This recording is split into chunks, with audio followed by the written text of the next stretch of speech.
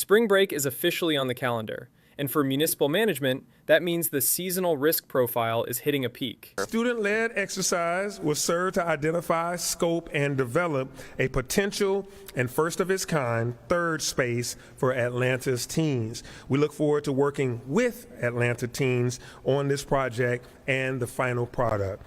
So whether it's our Peace Week that Janine talked about, the Year of the Youth, our neighborhood reinvestment programs, or So ATL, our signature and singular focus is to ensure that Atlanta is the best city in the nation to raise a child.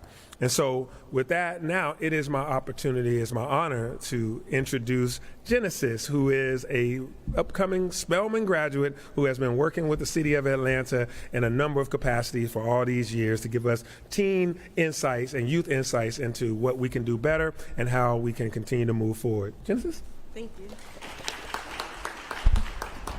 Thank you so much for the warm welcome, Mayor Dickens. Good afternoon, everyone. My name is Genesis Hollins. I am a graduating senior education studies major on the JD MPP track at Spelman College, and I am hailing to you from the best city in the world, Atlanta, Georgia. Since my time as an official Mayor Youth Ambassador, I have sought to lead and serve youth in my city with intention and compassion. For instance, last week, I participated in the Spelman on the Hill program, in which I traveled to Washington, D.C., and I engaged in federal lobbying, advocating for gender-based pay equity for Black and brown women.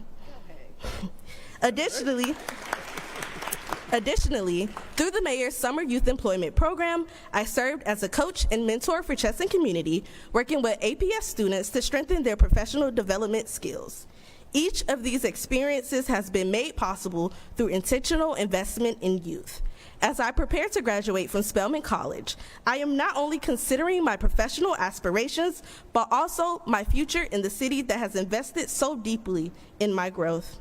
We've seen what happens in other markets when the internal controls for youth activity suffer a systemic collapse. Chaos in the streets, property damage, and a total liquidation of public safety. But today, y'all, we're auditing a different kind of balance sheet. Mayor Andre Dickens just held a press conference at the MLK Jr. Recreation Center, and he isn't just talking about security surcharges or police overtime. He's talking about a capital reinvestment into the city's most valuable intangible asset, the youth. I am Camilo Motato, and this is Camilo's House. As a certified public accountant focused on forensic verification, I look past the political podiums to see the underlying statement of operational intent. In a standard audit, if a firm faces a recurring seasonal deficit, the management has two choices. They can increase the guard at the door, or they can restructure the infrastructure to prevent the deficit from occurring in the first place. Today, we are performing a human capital investment audit on Atlanta's Year of the Youth initiative. We are analyzing the material impact of the mayor's proposed third space for teens, a new layer of urban scaffolding designed to de-risk the spring break window. We are documenting the forensic testimony of Genesis Hollins, a Spelman senior who represents a proven ROI on the city's mentorship ledger. This is the spring break security reconciliation, and we're going to see if Atlanta is investing in growth or just amortizing the chaos. The operational trigger for this press conference is the looming spring break calendar. For years, the standard operating procedure for major cities during peak youth travel has been defensive positioning, more boots on the ground, stricter curfews, and incident management. But Mayor Dickens is attempting a management pivot. He is framing safety not as an executive order, but as a result of investment. By focusing on Peace Week and the Year of the Youth, the administration is trying to write down the potential for violence by funding the alternatives. The mayor announced the development of a first-of-its-kind third space, a dedicated infrastructure for Atlanta's teens. In accounting terms, this is a strategic asset acquisition. A third space isn't a school, and it isn't a home. It's a buffer zone in the urban ledger where human capital can be safely warehoused and developed. We have to audit the material discrepancy mentioned by Genesis Hollins during her testimony. She spoke about a 4% chance of rising out of poverty for youth in disinvested neighborhoods. From a forensic perspective, that is a systemic default. If 96% of your initial capital is destined to remain undervalued and non-productive due to geographic disinvestment, then your local economy is functionally insolvent. Hollins described herself as a living testament to what happens when the city performs a hostile takeover of poverty through intentional investment. She began her journey as a mayor's youth ambassador in 2022, shadowing city leadership and witnessing integrity and transparency in the internal workings of the city. As a CPA, I track the traceability of success. Hollins is a high-yield asset who moved from a disinvested portfolio to a JD MPP track at Spelman College because the city allocated the resources for her professional development. However, the long-term liability on this ledger is housing affordability. Even a high-performing asset like a Spelman graduate faces a market barrier when they try to reinvest their talent back into the city. Hollins explicitly disclosed her concern about whether she can actually afford to build a career in Atlanta as she pursues graduate studies. This is a talent retention risk. If the city spends thousands of dollars in mentorship capital to develop a youth leader, only to lose that asset to a more affordable market because the real estate ledger is over-leveraged, then the return on investment for the taxpayer is zero.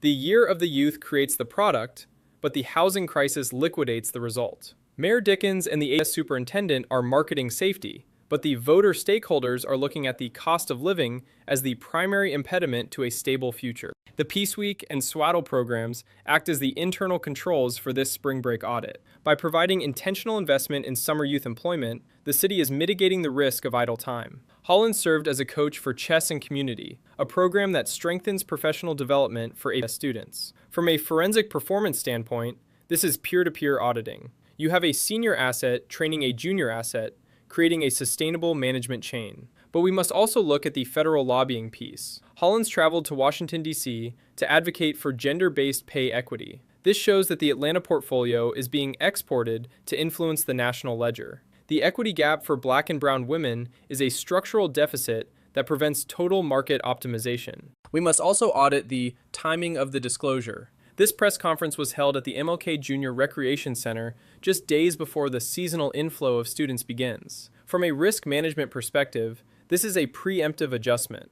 The mayor is signaling to the market that the management is on top of the inventory. He is using Spelman graduates to validate the narrative that the Year of the Youth is a substantive policy rather than just a marketing expense. But as an auditor of reality, I have to ask, is one third space in a summer job program enough to offset the systemic liabilities of crime and poverty? The APS superintendent is also at the table, acknowledging that something desperately needs to be done to ensure safe spaces during the break. The forensic verdict on the Atlanta Spring Break Safety Plan is that the administration is overweight on hope and underweight on infrastructure. Genesis Hollins is a spectacular success story, but in a city of nearly 500,000 people, a single cohort of ambassadors is a non-material sample size. To reconcile the ledger of a disinvested neighborhood, you need a massive capital injection into affordable housing and small business infrastructure, not just a youth employment program that lasts for 2 months. The Peace Week initiative is a goodwill asset, but public safety is a hard asset that requires continuous maintenance. My audit of Mayor Dickens' press conference reveals a management team that understands the language of investment but is struggling with the scale of the deficit. The Spring Break Safety Plan is a short-term hedge against seasonal volatility. It relies on faith-led organizations and business leaders to fill the gap in the public ledger. If the third space remains a potential project rather than a completed asset, the teens of Atlanta will continue to be subject to the whims of the street. The 4% chance of rising out of poverty remains the primary auditor's finding, a material weakness that no press conference can scrub from the books. I want to hear from you. Is the Year of the Youth a genuine investment in Atlanta's future value, or is it a public relations asset designed to mask a lack of real reform? Can a third space for teens truly mitigate the risk of a teen takeover like we saw in Chicago? Or is the equity gap too wide to bridge with chess and mentorship? Let me know in the comments. Your perspective is the only audit that matters when the safety of your neighborhood and the future of our kids are sitting on the negotiation table. I am Camilo Motato, and this is Camilo's House. Subscribe to stay informed on the numbers, the laws, and the truth behind the headlines. Stay safe.